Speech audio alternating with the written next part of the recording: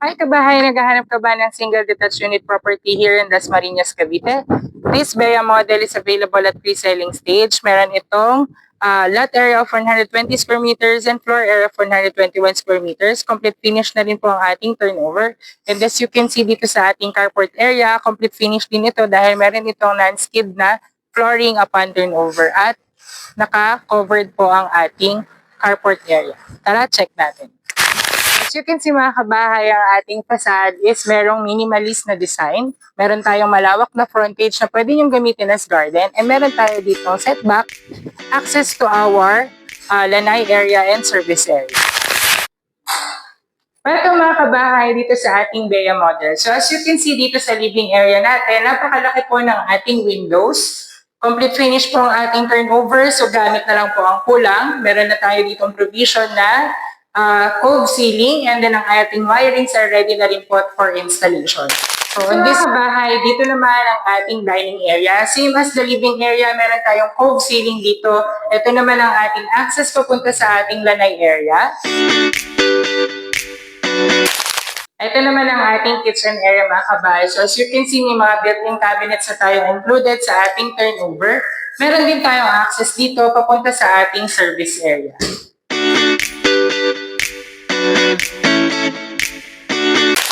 Meron tayong ground floor, toilet, and bath. On this side naman mga kabahay, meron tayong space for your storage area. Meron din tayo dito one bedroom sa ating ground floor. So ito po ay pwede nyo gamitin as maid's room or room for your elders or guest room.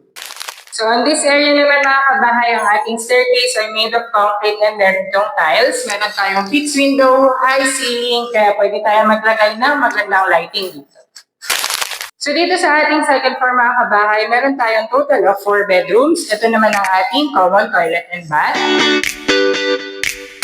Bedroom number 1 here at the second floor. So as you can see, kaya dito mag-accommodate ng single size bed. Meron tayong provision for aircon and meron tayong sliding window for natural light. Same as bedroom number 1 mga kabahay, kaya dito ang single size bed. Meron tayo dito ang sliding window and provision for window type aircon. This is the bedroom number 3 mga kabahay. So ang good thing dito sa ating bedroom number 3, meron tayong access papunta sa ating balcony area.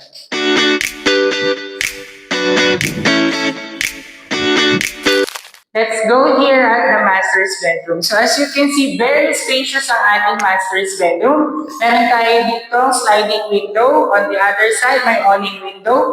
Kasya-kasya dito ang king size bed mga kabahay. And good thing dito sa ating master's bedroom dahil meron tayong sariling toilet and bath. In this area mga kabahay, may provision dito for your walk-in closet before we enter dito sa ating toilet and bath.